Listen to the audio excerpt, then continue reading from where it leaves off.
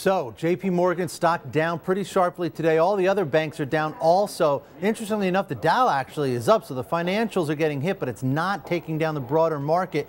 But let's talk about the financials. Let's talk about the banks. Let's talk about the reputational hit that these guys are taking. Chuck Jaffe, MarketWatch's Chuck Jaffe, is with us. Good morning, Chuck. Let me ask you about that. I mean, what's worse for JP Morgan here? Is it the $2 billion trading loss, which is $2 billion, or is it the reputational hit that they're taking? Well, I think it's the reputational hit, but ultimately it's the $2 billion because Wall Street is ultimately going to react and go, okay, you have this one anomaly of a trader and a problem, and underlying that, everybody's been liking JP Morgan stock. On my new show, I had a guest this week say he would be buying JP Morgan. I called him today and he said, it doesn't change the underlying of the company. It does take $2 billion off the balance sheet, but it's not one of those things where you say, oh, well, now this is a terrible company destined to fail. Right. So he's actually thinking it makes it a buying opportunity once they get over at least the embarrassment of this. That's interesting.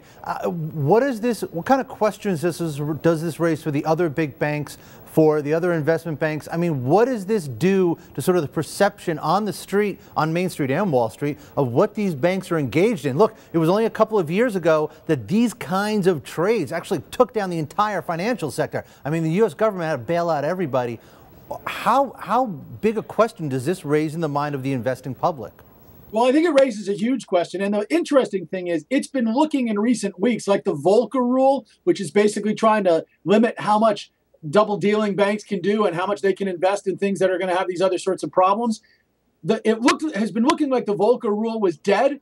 I don't think it's dead anymore.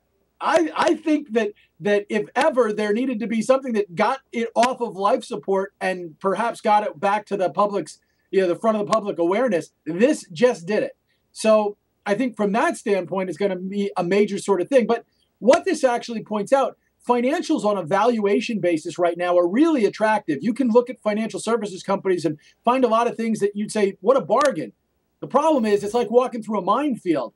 And at some point, you're going to step on a mine. And this was not the mine anybody expected. This was what they thought was the good stock. So the fact that it happened to JP Morgan, let me tell you, it's going to hurt every financial for a long time, because if you couldn't recognize this as a minefield, as the mine in the minefield, you're never going to recognize the others. Right. I mean, yesterday, JP Morgan, Jamie Dimon in the conference call, they asked him if he thought other banks were engaged in this kind of stuff. And he said, look, I don't know if everybody was as stupid as us, which I thought was a pretty funny quote, considering most people think that JP Morgan is actually the smartest of the banks. Do you think that banks are still a good investment in the long run? I guess that's the real fundamental question. Ultimately, yes, but it's the very long run. And I think that the average investor right now probably needs to stay away from the sector, even though, like I said, the valuations are great, because I don't know that you can ride out what's happening in the interim. And it could be very ugly in the interim.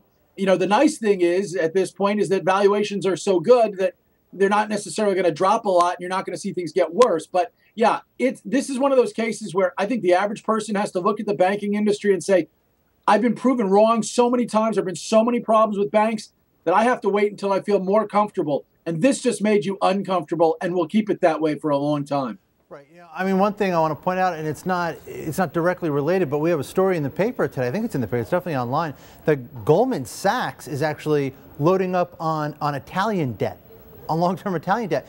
That to me sounds very risky. But what I want to ask you about is, I think a lot of these trades come down to fundamentally these banks think they can't lose. They think that there is going to be some kind of backstop ultimately in the market to prevent losses, and that they can go out and make these kinds of risky trades. Do you think there's a fundamental mindset on Wall Street that is actually flawed and leads to these kinds of unexpected losses? Maybe we shouldn't be so unexpected. I actually think that you've got it pretty close to right on that one. I mean, I think at the top of the banks, I think in Jamie Dimon's office, they're not saying, hey, go out and act like, there's going to be another bailout if we create the need for one. So you don't have to worry. Let's go and we can take the risks that create the need for one. But I do think that fundamentally there is a lot to be said when you're talking about institutions that are categorized by the government as too big to fail, that you can take on behaviors that are going to be backstopped that any other ordinary business could not take on. Right. And All right. once you have that, you have an incentive to take those risks. Yeah, we have to leave it there. Chuck, thank you very much. I appreciate you coming on today.